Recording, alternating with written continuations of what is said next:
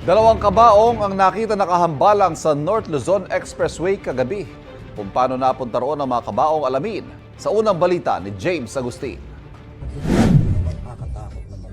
Iginagulat ng mga motorista na dumaraan sa southbound lane ng North Luzon Expressway o NLEX Viaduct. Pasado alas 7 kagabi nang makita ang dalawang kabaong na nakahambalang sa expressway. Kuhang video na ito ng anak ng motoristang si Noel Luartes.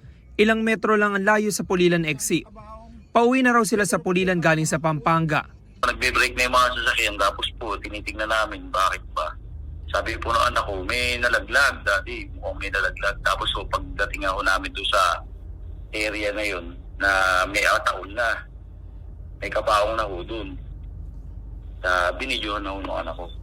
Ang mga kabaong nalaglag pala mula sa isang close van. Galing daw mga ito sa Pampanga at i-deliver sana sa Marikina. Natamaan pa ng kabaong ang bumper ng isang SUV na nakasunod noon sa close van. Ang driver ng SUV ang humingi ng tulong sa NLEX hotline para marespondihan ng insidente. Pagkahulog po, nakaiwas po talaga ako. Pero feel ko yung debris po nung nahulog na kabaong. Tumama rin sa grill ko kaya po siya nasira.